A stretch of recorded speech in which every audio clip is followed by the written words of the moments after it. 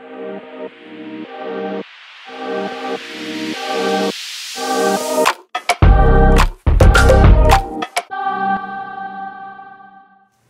everyone, welcome to the Alexia Nunez podcast, a space where politics, entertainment, wellness, and culture come together. I'm Alexia Nunez and I'm very glad to have you here today.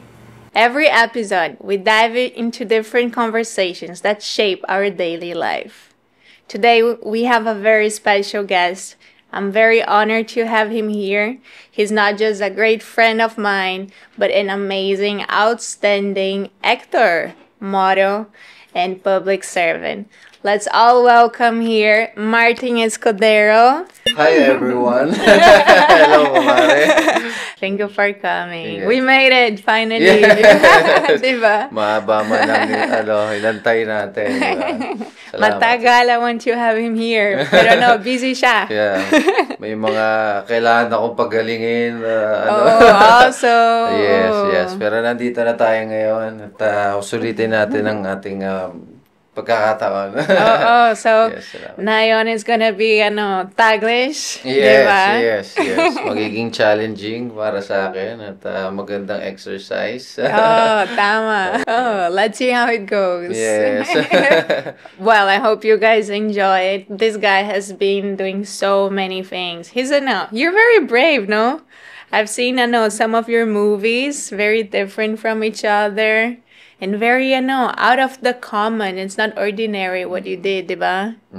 Every time nagagawa ako ng isang character or project, sinisigurado ko na hindi magiging kapareho ng mga dati kong ginawa. Ayan. Ayoko yung paulit-ulit. Gusto ko laging bago. Opo.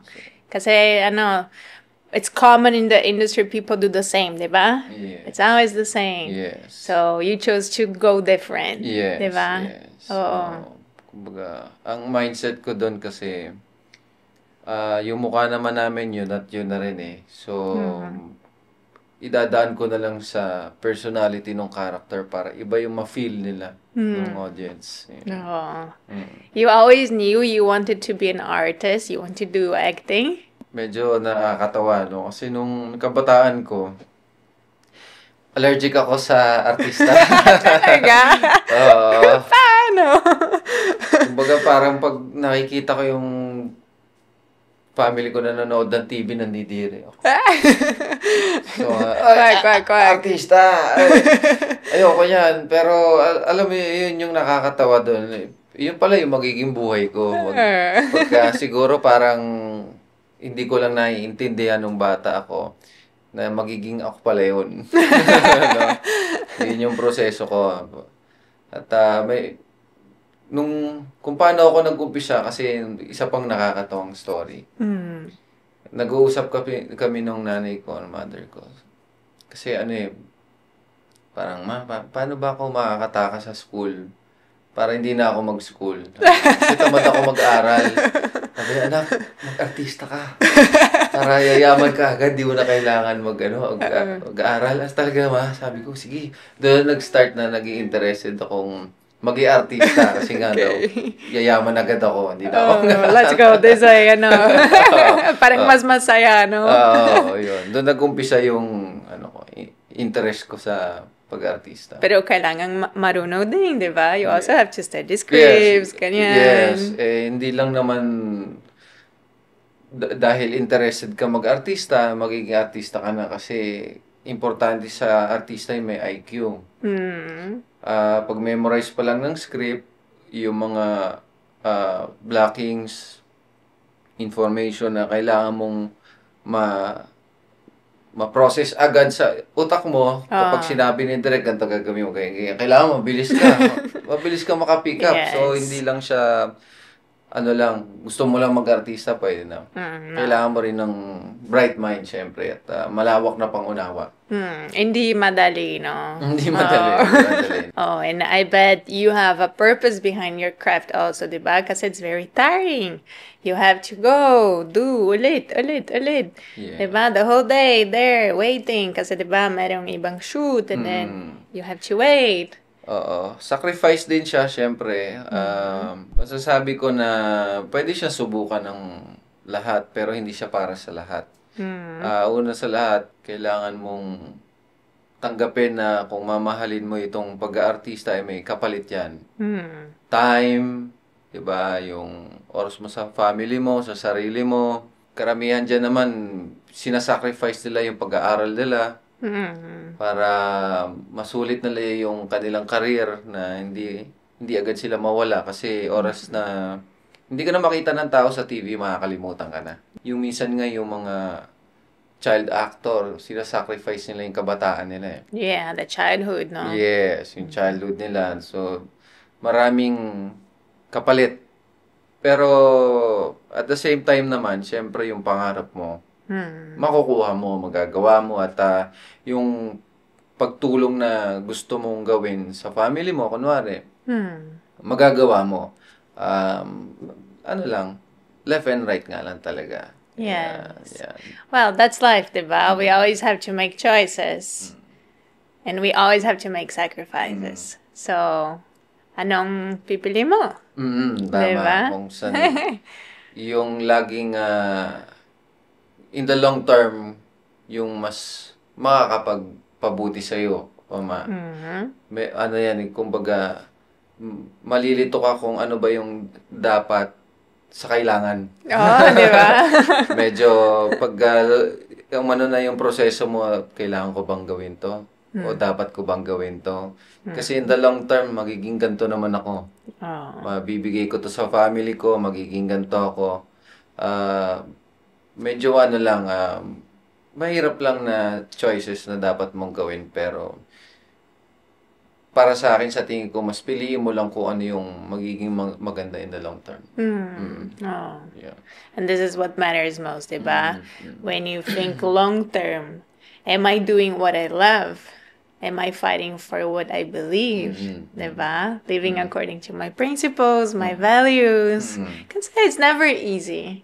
Walang madali sa buhay. Walang madali talaga, diba? It's just like, what is more connected with what I want? Diba? And that's what you realize, that going through this journey. Oo. Para sa akin, yun yung pinili ko. Dahil, una sa lahat, ako naman yung klase ng tao na siguro mas uunahin ko yung pamilya ko kaysa yung pangsarili kong kagustuhan. Dahil yun yung nakakapagpasaya sa akin. So, siyempre, malakas ang loob mo. Pag kabataan ka, parang wala namang mawawala sa akin. Di, gawin ko na to. Mahirap pero napakagandang proseso ng buhay na nangyari sa akin. Yung mga experience ko sa buhay, talagang masasabi ko na pang maalala mo kaya. Malungkot siya pero masaya at the same time, no? Kasi araw-araw bagong experience, no? Kailangan mong kahit malungkot yan, tragic man yan, o nakakainis yan, kailangan mong hanapin yung, kumbaga, makakapagpabuo ng karakter mo. At kung ano yung magbibigay sa'yo ng gasoline to continue. Yeah. Diba? So, everything every experience sa'yo, may lesson. Tama. And you mentioned your family, diba? You talk to your mom, your nanay, and then you discuss what's gonna be, diba? What path I'm gonna take. How was it for you to take a different path than what your family wanted you to? So, yung takbo ng buhay ng pamilya namin kasi, masasabi ko simple pero masaya. Pero dumaan din kami sa talagang sa bata pa lang kami, kailangan na namin mag-step up. Parang batang isip namin, no? Kasi nagbabago na yung mundo, nagbabago yung sitwasyon sa paligid. So, nagre-require ng mas mataas na reality o realization para sa amin. And siguro sumakto lang na naiengganyo na ako. Parang ilang taon ba ako ron? 10, 11 years old. Kasi marami na akong gustong bilhin na bagay na syempre may time na mabibigay ng magulang mo, may time na hindi. So parang doon ako nagkaka-idea, parang okay magtrabaho. Parang mabibili ko lahat ng gusto ko. Oh, Di syempre. ba? So doon nagsimula yung curiosity na magtrabaho. Kasi nung mga, siguro may mga mga 7 years old kami, marami na ako nakikitang mga batang nagbabakal boys eh. Nangangalakal, kumukuha ng mga bakal, nagbebenta sa junk shops. So, nakikita ko, may pera sila. Magaling. Oo, sabi ko, ayos yun Parang doon na nagsimula na, naghahanap na ako kung anong pwede kong pagkakitaan.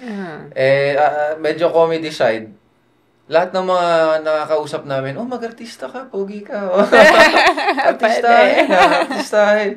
Hindi ko naman alam kung ano yung artista nung time na yon. So doon na, nag-start, sige, usap kami ni mama nga. Anak, gantong artista, kumikita ng malaki. Sabi ko, talaga ma? Nag-graduate ba sila sa school? Nag-aral? Hindi, ano yan? Nagtrabaho muna sila, tapos nung nakaipon, saka na sila nag-aaral. Sabi ko, okay yun, pabor Ito yan. Itong gusto ko. Pabor yun Oo, sabi ko, sakto yun. Sabi ko, sige, ayan, try na ako mag-commercial, mag-ano. So, hindi man siya nauunawaan ko na dahil sa hirap ng buhay, kaya namin kailangan gawin yon. Pero in a lighter way na lang na, sige, saka nakikita ko, masaya yung magulang ko pag lumalabas ako sa TV, di ba? Pinalad, naging mabuti ang Diyos sa atin at hanggang sa pag-aaral ko na yung mga kapatid ko, medyo nag-starstruck ako. Doon ako unang nagkaroon ng break nung sumali na ako ng starstruck. Nakita ko naman na sustainability, okay naman pala. Sabi ko. So, nilet go ko muna yung studies. Sinuna ko muna yung mga kapatid ko. Pinag-aral ko sila hanggang makagraduate sila, 2 kapatid ko. At kuya ko. Hanggang sa lumaki na yung family namin, nasundan yung mga kapatid namin. So, parang nabago na, lumalim na. Hindi na para lang mabuhay ko sila. So, parang naging passion na rin. Minahal ko na talaga, parang buhay ko na to. Parang sabi ko, kasi maraming nagsasabi na, sulitin mo na yan habang bata ka pa kasi hindi naman panghabang buhay ang pag-aartista. Sabi nila. Para sa akin, sabi ko, meron nga matatandang artista. Dolphy, Eddie Garcia. Doon na, yun na yung naging buhay nila. So, parang mali kayo. Basta gusto kong at naniniwala ako na kaya kong tumagal dito. Sabi ko, magagawa ko to. So, nag-iba na yung mindset ko. Hanggang sa, marami na experience, iba't iba na. So, iba yun. Para sa akin yung pag-aartista, dapat mahalin mo lang talaga. Hindi lang para kumita ka o ano. Kasi yung iba, parang gusto lang nilang makita yung anak nilang nasa TV kahit sila yung gumastos, diba? So, iba-ibang mindset. Kung tatagal ka, ibang mindset dapat. Yeah, I see you have a very focused mindset. You're very determined, very responsible. You think this is because of the way you grew up, like the way your family taught you? What shaped your way of life? Iba-iba rin Meron din naman kasi akong nakasabay kumbaga, pamilya sila ng mga actress din no? Nasa dugo na nila. Pero hindi rin naman naging para sa kanila. So, para sa akin, parang, hindi para sa lahat nga. Kaya, bawat pagkakataon, dapat salamat ka na lang. Hindi mo rin naman alam kung hanggang kailan ka nandyan. Tama yung kasabihan nila na every last project mo, kailangan mong i-treat na last na yan. Na kailangan mong galingan kasi baka wala nang sumunod doon. Kaya yun yung, kumbaga nasa DNA ko na yung mga salita na yun na, kaya bawat pagkakataon na bibigyan akong trabaho. Siguraduhin ko kahit maliit lang yung role ko doon, kahit isang eksena lang ako, kahit maglakad lang ako doon, siguraduhin ko mas maalala nila ako kaysa sa bida. Yun yung challenge ko sa sarili ko, grabe, di ba? Ganun ko i-pressure yung sarili ko sa bawat pagkakataon. Pero hindi naman para maging OA o manapak o, di ba? Sapawan ko yung kung sino yung dapat mapansin.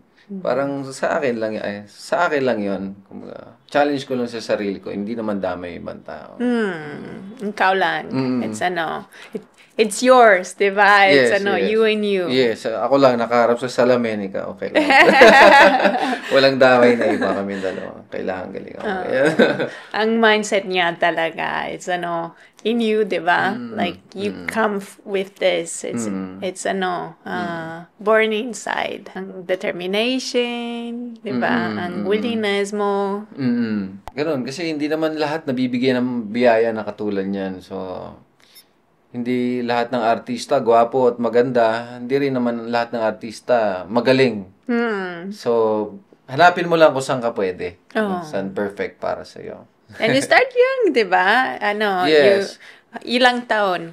Sa showbiz, 11 years old. 11. Yes. Pero bago, Yan before pala. that, nag-try ako sa commercial, modeling, iba, print, yan, iba-iba. Mas nakuha ko lang yung alignment ko sa showbiz. Parang na-realize ko lang na mas bagay yung acting ko rito sa showbiz. Iba kasi ang acting ng commercial. Mas malaki pag commercial, no? Dahil sa personality ko na introvert, antisocial, mahihain, etc. Parang mas nag-fit ako dun sa small screen ng TV. TV. Isang beses tinry ko rin yung teatro. Pero wow! Malaki? Ang laki! Sabi ko, parang ako dito. Stage, ako, diba? Laki. Oo, kasi nga may stage fright ako. Kailangan lahat, big movements, parang hindi ko personality to. Expressions, diba? Voice, kailangan, diba? Lahat. So, parang mas nag-fit ako sa TV. Sabi ko, eto ko. Nakita ko na para doon talagang perfect match. Perfect ako doon. Diba? Sabi ko, kaya yun yung mas in-enhance ko na ability ko. Yung pag-arte sa TV. Diba? You made your name also as you joined Starstruck. It was a big thing for you, no? How was it? You were so young back then. Nanalo ko nung sa batch 4 ng Starstruck na 16 years old ako. Teenager pala. Teenager. Iba rin yung story nun eh. Na ako nun, umaarte na ako nung time na yun. Nakakalabas na ako sa TV, may soap na ako na ginawa. Pero nung time na yun, medyo crucial sa career ko kasi nga turning point yun ng pagiging bata at binata. Yung age kasi, di ba? Parang awkward na eh. Hindi ka na pwedeng bata. Pero medyo hilaw ka pa sa pagiging mature. Lumabas yung batch 4, mas naging make or break ko kasi pag hindi ako sumali, mawawalan ako ng chance talaga na makilala dahil nga yung Starstruck na mananalo, sila na yung magiging in. Sila na yung papansinin, yung priority. So, maswerte ako dahil pumayag yung GMA sa batch 4 na pwede kang sumali kahit lumabas ka na sa TV kasi dati dapat walang experience. So, sabi ko parang para sa akin to. Pwede. First time to, pumayag sila. May experience sa TV. Let's go. Oo, sabi ko sa manager ko, sali ako. Try natin. Kaya mo ba yan? Oo naman, galing na ako dyan. Kasi yung sumali na rin ako dati sa Star Circle Quest, yung batch 1 nila. 13 years old ako noon. Pero hindi naman ako nanalo, hanggang top 25 lang ako. Pinag-workshop na ako ni Mr. M, kinuha na ako niyan, preparation. Sabi ko, baka parang ito na yung time. Gusto ko sumali dyan, mananalo ako, kayang-kaya ko. You're confident. Tara. Ako yung pinakagwapo dyan. Siyempre, 16 years old, lakas pa na loob di ba? Wala kang takot. Kahit sino pa yan, experiencado na ako. Sabi ko, kaya ko yan. Sali ako dyan. Sige, wala akong pakialam. Pila uli ako. Pila ako. Talagang hindi ako yung gumamit ng just connection. go. Pila ako.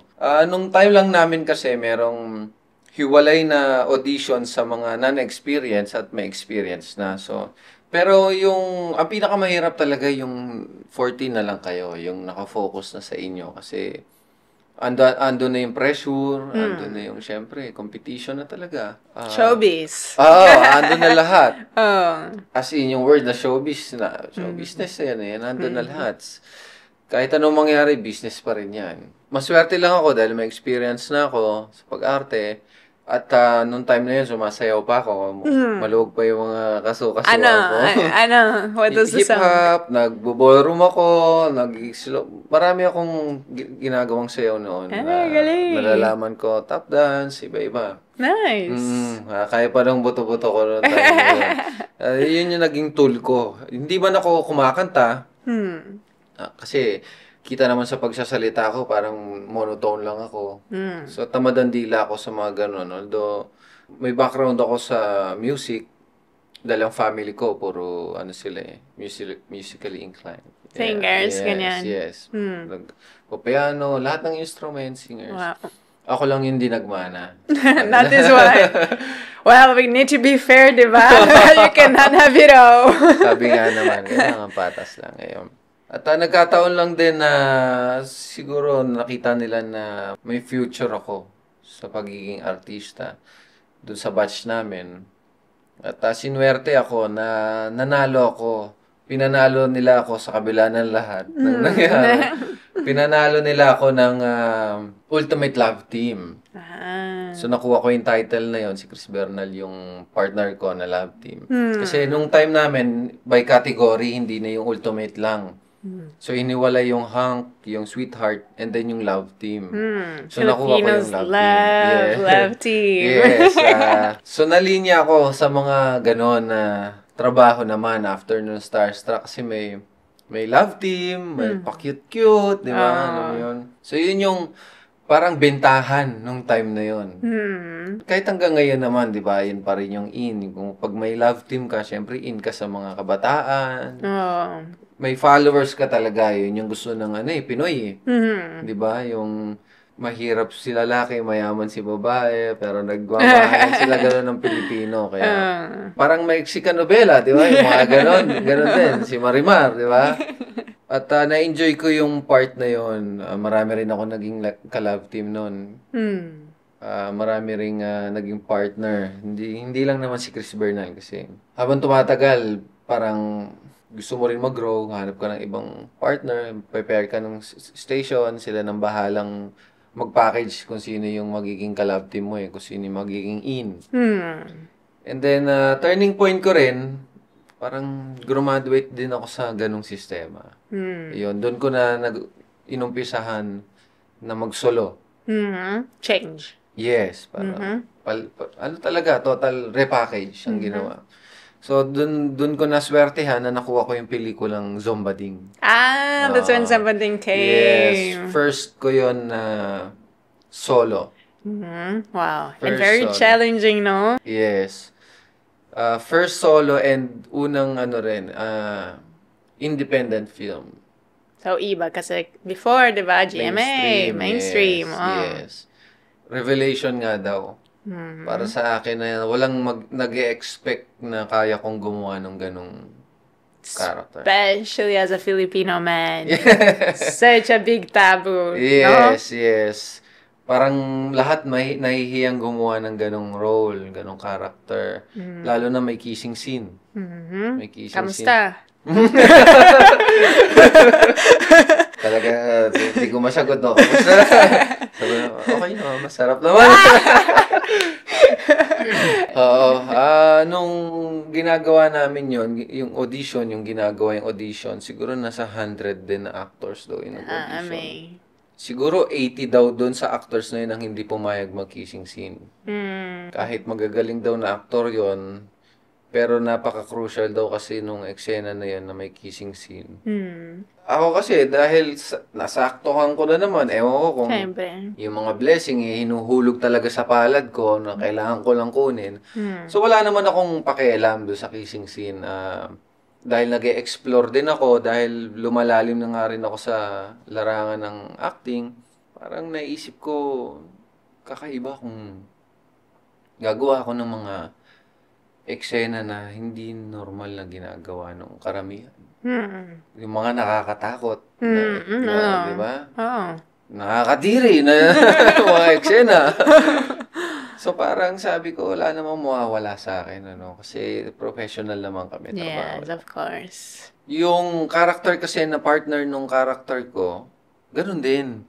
Majority rin na nag-audition para doon eh. Ayaw din ng kissing scene. So, doon ko na-realize na pag ito nakuha ko tong film na to at nagawa namin to, sigurado ako marami magsisising aktor. Yes. Kasi tinanggihan nila yung eksena na yon. Dahil doon, nawala sa kanila yung pelikula. Nung binasa ko yung script, yung buong script, sabi ko, parang ako to ah. Parang para sa akin talaga to. Parang ako si Remington. Remington yung pangalan ng character. Okay. The one you portray. Yes, si Remington. Kaya, ganun din naman yung sinabi ng mga staff nung production sa film. So, parang sabi nila, parang nakuha na namin yung tamang aktor para dito. So, again, match. Match yun. Diba? Na-align siya ng parang binigay talaga eh para doon. Doon ko na kuha uli yung redemption ko sa showbiz. Na tinawag na akong aktor, hindi lang artista. Yes. Napakalaking pelikula, napakalaking outcome. And of course, it's a different experience. Diba? And I believe that's the beauty behind acting. When you get to have different experiences and open your vision, diba? About life. How is it to be a homosexual man? How does it feel? You need to connect with the persona you are portraying there, diba? So you really get to feel how it is like. No? Iba-iba kasi yung proseso eh. May nag-immerse talaga. Meron namang kumukuha lang ng idea sa film, pinanonood lang din nila. Yung iba naman kasi, katulad ko, may mga kaibigan din naman akong gay. So, marami akong pagkakataon na mapag-aralan yung character. Kasi nung kabataan ko, ine-entertain ko lagi yung nanay ko. Gusto ko lagi ko siyang pinapatawa. Sinasayawan ko siya ng marimar. Nagkaano ako ng damit. Pag wala yung tatay ko. Kasi pag nakita ko tatay ko, yari ako. Tay. So parang familiar na sa akin yung mga gano'n na aktingan na kunwari. Kaya siguro na pumasok sa isip ng nanay ko na pag-artistahin din ako kasi nga, ginagawa ko naman talaga siya, in-entertain ko. Ayun, nakakatuwa lang. Na at least nagamit ko yung kalokohan ko. What was the biggest challenge in portraying this character? Nung time na yun kasi, mabilis ang transition ng gay lingo. So, yung style na uso ngayon, bukas hindi na uso yun eh. Kailangan mo uling aralin ng bago. So, hindi kasi yung parang eklabo ko lang, lalagyan mo lang ng ganun. Hindi eh. Parang may sarili silang vocabulary na talagang proper. Yung ibang, may sarili talagang salita na kailangan mong aralin. Siyempre, hindi ko na alam. Kinabukasan, iba na agad. Tapos, may mga eksena pa na pang beauty queen yung salita, yung monologue. So, in a gay lingo. Wow. So, kailangan mong aralin na mahirap talaga, no? Mahirap. Wow. May distinct na move na kailangan ganito lang. Kasi yung character ni Remington, ladder yung leveling eh, ng pagiging gay niya. So, palalim ng palalim. Palambot siya ng palambot unti-unti, hindi yung isang bagsakan lang. So, diba, you have to adapt, no? Yes, may transitioning eh. It's already different, and then throughout the journey, more adapt, no? Yes. More, hanggang sa ma-full niya eh, fully ano na siya eh. Wow. Kasi sa curse, unti-unting lumalabas yung curse. Yung setup pa ng shooting namin, stay in kami sa ibang lugar, so siguro, total nun, inabot din kami ng more than a year sa shooting. Wow, matagal. Matagal. Grabe, ang tagal namin nagawa yung pelikula. Mag-stay in kami ng 1 month, tapos uuwi, pahinga. Stay in kami ng 3 months, tapos ganun ulit. Ayun, so, parang maninibago ka na pag nagpahinga ka eh. Tapos babalik ka uli sa character mo. Wow. Diba guys, you see, it's not easy at all. No? Hindi isang ganun lang. Hindi. And then how many times, diba, said you have to repeat the scene? Yes. Diba? Not for everyone. You really need the passion. Yes, yes. The heart. Yes, yes. And then, diba, you also did another movie, the Positive. Positive, Diba? ayun. So, yung Positive naman, nung nasa TV5 ako. So, dramatic series na ginawa ko sa TV5 tungkol sa people living with HIV. Medyo mabigat din yung Role, no? yung role, yung show na yon. Yung preparation namin doon, nag-immerse kami sa center talaga at sa mga counseling, meeting ng kasama yung mga people living with HIV. Wow, talaga. So, yes, nag-immersion kami. Kasama namin sila, nagtotalk sila, nag-share sila ng mga experience nila. Yung iba, akala nila darkness, puro sorrow. Pero nagulat din ako kasi kumbaga natanggap na nila yung sitwasyon at puro encouragement. Yung ginagawa namin yung series na yon, syempre, dahil nga yung character mabigat, sobrang nakakapagod. Nakaka-drain. Oo. Puro crying scene. Heavy, no? Heavy. Puro crying scene, kasi maraming namatay na character. So, alam mo yun, kailangan kong i-maintain yung character sa akin, sa katawan ko. Tumagal siya ng mga 7-8 months din namin sinut. So matagal, no? Ang tagal. Pero, yung sacrifice naman namin doon sa show na yun, nagbunga naman. Kasi, nung natapos namin yung show, nanalo naman ako ng award doon. So, hindi ko iniisip yung ganung result. Ang iniisip ko lang kung paano ko maikikwento ng maayos yung storya, yung character sa mga tao para maging aware sila kasi magandang timing yon sa TV5 na nilabas nila yung ganung story para maging aware yung mga tao at of course para makaiwas o kung paano sila magiging safe. Kaya malaking pasasalamat ko ron kasi hindi ko lang siya na-appreciate dahil nanalo akong award, kundi dahil marami ring na-open, nabuksan na isipan sa side na yun. Kasi nung time na yun, napaka-tabu nung usapan na gano'n. Until now, di ba? It's a taboo pa. No. But for some, dito sa Philippines, hindi na siya katulad nung dati. Nakikita ko na marami ng tao na aware na, parang hindi na takot pag-usapan yung mga ganyan. Well, hindi sa lahat, syempre. Pero much better na yung ngayon kasi yung situation noon. Kasi kahit magpa-test lang, sobrang negative na yung reaction ng tao. Approach. Oo, kahit anong ganda nung way mo kung paano sila sasabihan na, baka para lang safe, wala namang reason, wala namang paghihinala. Try mo rin na, patest. For the purpose lang na assurance, sure ka, 100% ka. Wellness. Yes, for health. Diba? Parang last year lang, pumutok na naman yung issue dyan, di ba? Yes. Saka, kabataan na. Hindi na yung mga mature na edad. Parang na-issue siya sa mga student eh. Bata na. Bata na. So, parang nakakashock na kailangan uli maging aware ng mga tao. At doon na papasok yung education na kailangan sa school na mismo manggaling yung enlightenment sa mga bata kasi nag-explore sila eh. Yes. Especially here in the Philippines, di ba? People have 12 kids. Yes. They start young. In general, Filipinos start very young. That's what I see. So, it's very important to discuss about those matters. And of course, there are consequences. Dami. And one of them is related to your health, di ba? HIV. Filipinos, they need more awareness on wellness, how to take care about themselves, no? Tingin ko dapat ibalik nila yung ino-open sa mga student, no? Medyo bigyan pansin pa sa ngayon. Wag pabayaan, lalo na yung mga kabataan.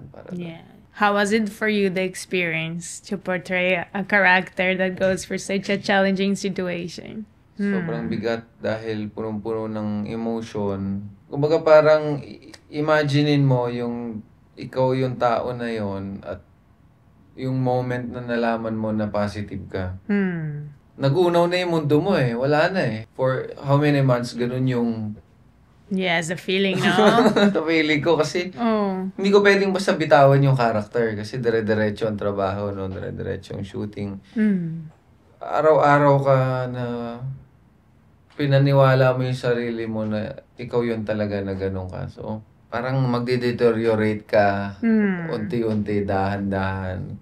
How do you keep yourself grounded in, di ba, your mental health? Going through so many hard moments and feeling the feeling of being an HIV man.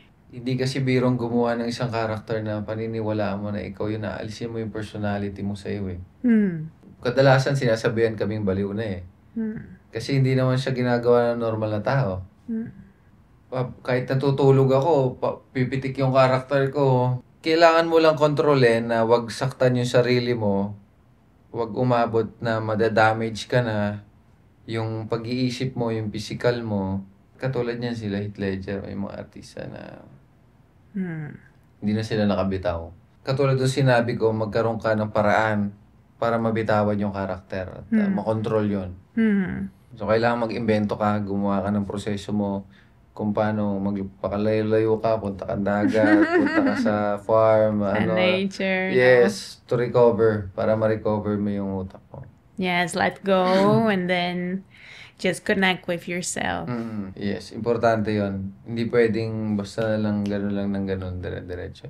You're so brave. All your roles, always challenging, daring, out of, diba, the common trek, let's say.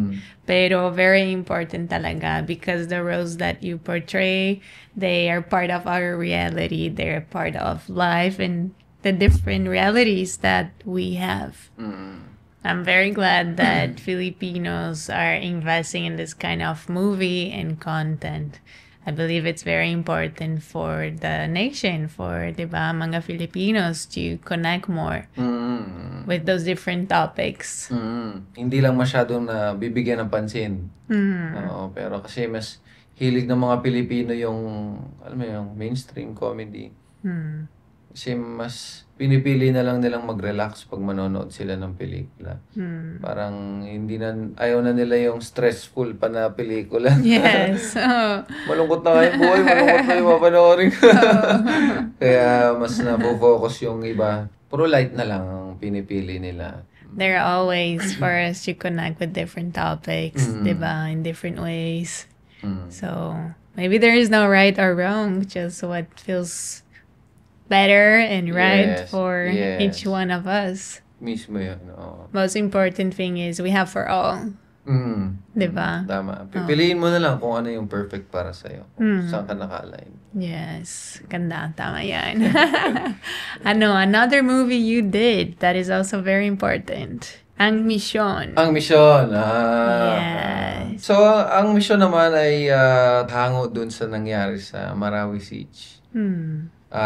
Yung character ko doon ay isang Muslim nurse na espiya ng mga Maute group. So, he's working sa government hospital pero spy siya ng Maute. It's something that is real, diba? Yes, it's true part story. of the reality. Yes. Ng Mindanao. Yes. So, nangyari siya talaga. Walang invento ron. Marami kasing nalilito pa sa story na yun. Hindi nila alam yung kung bakit nagkaroon ng ISIS, ng Maute Group, kung bakit nagkaroon ng rebellion. Dahil nung time na yon, merong ibang senators o part of the government na pinagtatanggol yung Maute at meron naman na pinagtatanggol naman yung paglaban doon sa terrorist group na yun. Dahil lagi may kaliwat kanan eh. Kumbaga walang pagkakaisa. Kaya nangyayari yung mga bagay na yun. Merong disinformation, merong misinformation, at merong true information. So, hindi naman natin makakontrol ang utak ng mga tao kung saan sila pupunta ron, kung ano yung pakikinggan nila. Yes, anong totoo? Para sa akin kasi, para magkaroon ng pagkakaisa, kailangan magkaroon ng pangunawa. Iisang pangunawa. Sa panahon ngayon, ang tinanggal na sa society kasi yung common sense eh.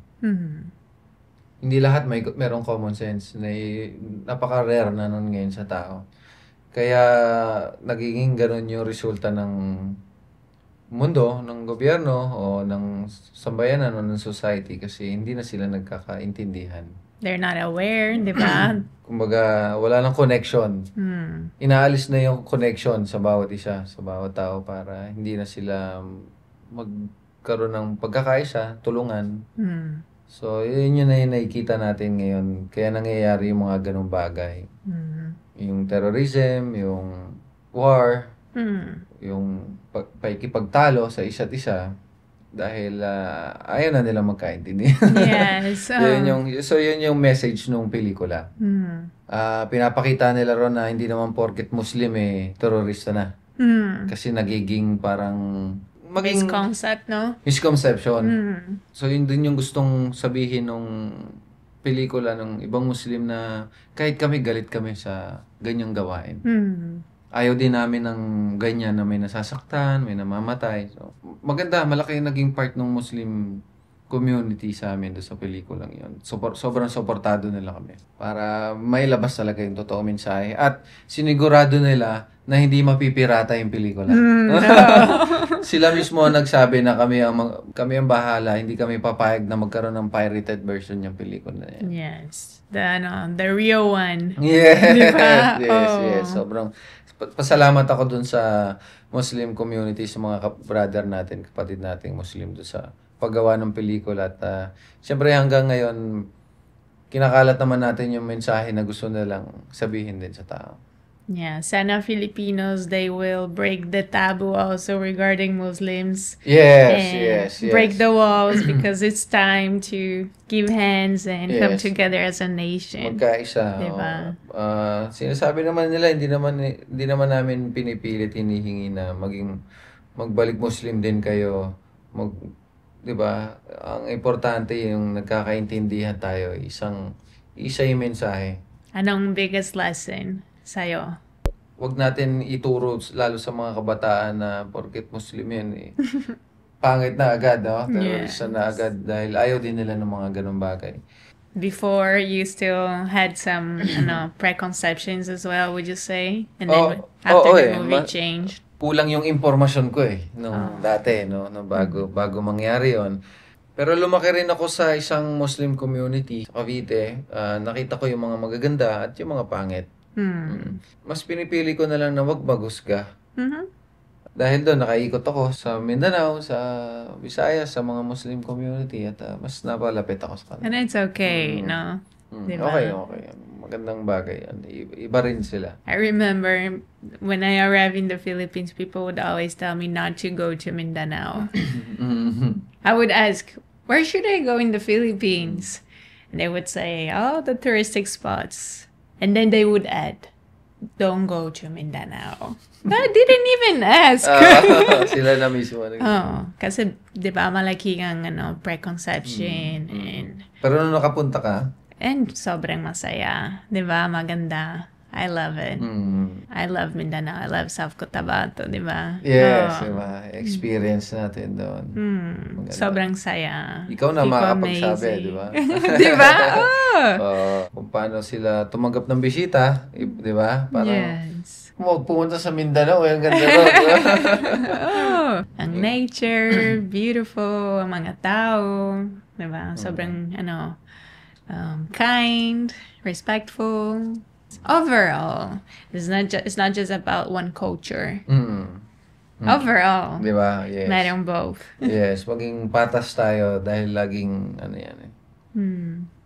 hindi man ikaw naging okay doon sa lugar na yon, pero may ibang tao naman na nagustuhan yun. Di ba? So, hindi natin pwedeng lahatin. Yeah, totoo. I love how you have this multi vision of the Philippines and also the realities in the Philippines. And it makes me wonder, don't you wish to bring all of this awareness of yours to service, to public life, in a way that, diba, government or foundation, so you can serve more people? Kung talagang nanaisin ko na ipagpatuloy yan, alam kong dadating. Pero pwedeng in personal, pwedeng magawa naman natin yan na katulad nung ginawa natin sa Cotabato, di ba? Yung project nyo sa mga kabataan. So, yun naman yung tamang time sa akin to help. Yes. Kasi ako naniniwala ako, hindi mo kailangan pilitin eh. Darating at darating yung tamang timing. Hindi man ikaw yung main, pero ikaw yung isa sa mga leg, di ba? Sa puzzle. Yes. Diba? Merong part ka dyan na mabubuo yung puzzle katulad na sinabi mo, kahit maliit na part ka lang. Pero, the big picture, yes, malaki. Malaki yung magiging picture, yung magiging resulta. Yes, pero tama yan. Maganda. Magandang anong sinabi mo. You can do every day. Tiwala ka lang na ibibigay sa iyo yung mga instrumento na kailangan mong gamitin. Yes. Slowly but steady. Yeah. There are different ways we can serve society. We all find our own way to do so. It can be through arts. It can be through public service. Yes. It can be just a community nating sa bahay. Diba? Simple information podcast, diba? Yan. Oh. As long as totoo. Yes. Always say the truth. Be real. Yes. Itong kailangan natin. Yeah. Especially na yun, we're seeing such a sad moment of the Philippine political scenario. Malungkot na yung mga nangyayari. So, ano ba yung paraan para ma-twist natin yun? Yung faith. Yes. Faith ng buhay, ng mundo, di ba? Yes. Katulad nun sa pagdating sa botohan, paulit-ulit lang naman ang sistema ng botohan. Pero, kaya, ang nangyayari, yung reklamo, yung problema, paulit-ulit lang din. Kasi naman, yung mga binoboto nga, paulit-ulit lang din. So, pero kung magiging wise na yung mga botante, malalaman nila na kailangan baguhin yung sistema. Di ba? Ang nakakalungkot dyan, sinasabi nila, ayaw mo na, mamamatay din naman kami.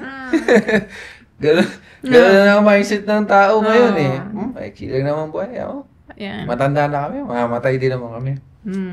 So parang, okay, kasi nga, sarili nyo lang yung iniisip nyo. Kumbaga, sayang, kasi hindi na nila iniisip yung future ng mga bata. Sayang talaga. Yes. Nagiging sistema na ayaw nilang matalino na yung mga tao eh. Kasi, malalaman nila yung nangyayari sa mundo kung magiging matalino na sila. Minemaintain na lang nila na gano'n na lang yung IQ ng mga tao, yung information na nilalabas sa paaralan, para ma-maintain nila na gano'n lang yung mga botante. Para walang bago.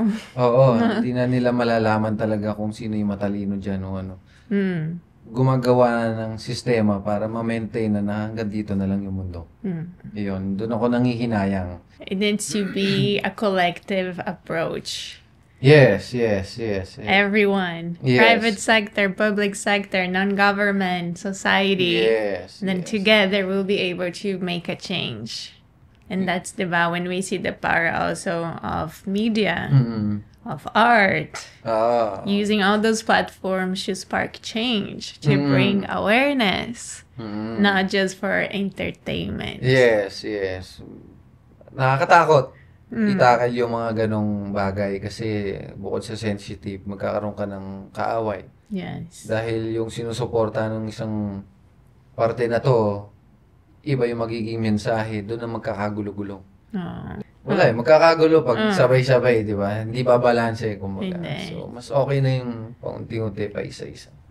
Okay na ako doon. Agree. Oo, tama yan. Sana, ang mga Filipinos will, gising. Yes, and then realize, diba, tayo lang. It's not, sila. Tayo. Diba? Oo. We need to come together and do our part. So, we will change. We'll create a new reality for the Philippines. It's not just sitting and then waiting for the government to make magic. Hindi. Diba? Siyempre, hindi pwede. Sa atin manggaling talaga yun. We visualize, diba? The Philippines we want, we pray, and of course, we do also, diba? Yes, siyempre. Gagawin natin. Gawing reality, siyempre. Hindi lang pwedeng puro imagination. Yes, no, action. Diba? Nakikita ko naman sa ngayon, marami naman ang nagbabago at namumulat sa mga nangyayari. At marami na nakakita. If you, could visualize the Philippines in 10 years from now, how would you draw it in your mind? The perfect Philippines. Ako nakikita ko magkakaroon ng improvement. Lalo na 10 years, mahabang panahon yon yung allotment na yon. 10 years, sure ako na maraming improvement ang mangyayari. Siguro mga ilang taon, kailangan lang mag-recover sa mga nangyari at sigurado naman ako magkakaroon ng magandang resulta yon. Katulad sa atin, nagkaroon ng mensahe ang mga tao lately nung araw ng pagwewelga, di ba? Hindi naman tayo tumulad sa mga bansang Nepal na nagkagulo talaga. Yun yung magandang bagay. Yun ang nagustuhan ko sa mga Pilipino. Hindi tayo ng gulo. Ibig sabihin, natuto na tayo sa mga nangyari noon. Cory Aquino, Marcos Sr., Erap Gloria. Kasi noon, nagkagulo talaga eh. Magulo talaga yon mga time na yon. People power, martial law. Pero hindi naman humihinto ron. Hindi naman doon tumitigil dahil boses na yung ginagamit ng mga tao. Kailangan lang natin magantay. Yes, tama yan. Dahil hindi naman din kailangan magmadali sa part na yun dahil hindi naman hihinto ang panahon. Hindi hihinto ang oras at buhay. Yes. So, if we go through all we talk about, bringing awareness, doing a little bit that we can in our reality, by spreading the truth, sharing knowledge. yes. We're gonna get there. Yes, We're yes, gonna build a more, the pinaka maganda. Diba? Yes. Ang Pilipinas naman talaga maraming resource. Sobrang dami ng resources natin. So, we're gonna protect, what we have, which is a big treasure. Yes. Tayo rin. Pero kung hindi, tayo, sino? Yes. Wala. Diba? Oo. Then, sayang. Diba? Ngayon mo marirealize yun yung mga salita ng mga bayani noon. Totoo pala. Kaya sila na naging bayani kasi alam na nila noon eh. Oh. Tayo parang marirealize pa lang ng iba ngayon. Yes, hanggang kailan? Hello guys, It's time. Gising. Gising. Hello, Yeah. Sobrang maganda ang Pilipinas. The Philippines is amazing. I love this country. Yeah. And we still have time to protect the country, the culture, pero we need to embrace. The culture, the heritage, and act in different ways. Pero we need to embrace the Philippines and take action. Yes. Alagaan mo. Katulad ng pagmamahal mo sa pamilya mo, di ba? Pareho lang din yan. And with that being said, would you like to share a message to the audience? Huwag kayong titigil na mahalin ang sarili ninyo. Kasi kung hindi nyo mamahalin yung sarili ninyo, paano pa yung iba? Pangalawang importante, matuto kayo magpatawad din sa sarili kung ano man yung mga hinanakit nyo, dalahin nyo, bitbitin nyo, extra baggage nyo sa buhay. Unahin yung patawarin ng sarili ninyo. At syempre, importante na meron kayong Diyos na pinaniniwalaan kaysa wala, di ba? Salamat. Salamat. Maraming salamat. Sarap sa feeling na makapag-share. Oo, same here. Very masarap talaga, di ba? Ng kwentuhan, everything that we talk, totoo talaga. And this is what we need nowadays. Yes. More on this kind of talk, open talk, honest, real, di ba? On the topics that are important. Tama. I'm very happy for you.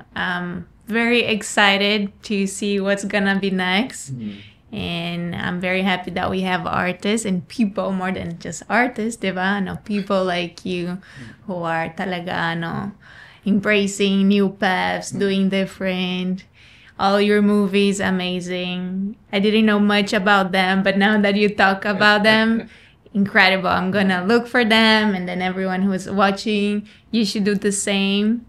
Baka, we didn't talk about it. You have some upcoming projects you'd like to share? Yes, yun, Pencil Box Comedy, tuloy pa rin, supportahan nila. At may mga live show na rin silang ginagawa. Sige, guys, follow Marting. Anong Instagram, Facebook? So may mga update din ako paminsan-minsan sa Facebook page ko. Sa Instagram, Martin Escudero. Ayan, pwede silang doon mag-update. Minsan may mga collaboration, chika-chika, etc. Para, di ba, Feeling close tayo lahat. Yes, of course. Yan, guys. Go there. Martin is very open, di ba? And he's always sharing important topics, also his projects. So if you want to keep updated and tune in, just follow him. Yeah, salamat. Salamat. Yeah. Once again, thank you so much for coming. My pleasure. My pleasure as well. I hope to have you soon. Yes. Oo naman. Yes. Next episode ulit. Wow, okay. Part 2. Yes, looking forward din na marami pang maka-experience dito.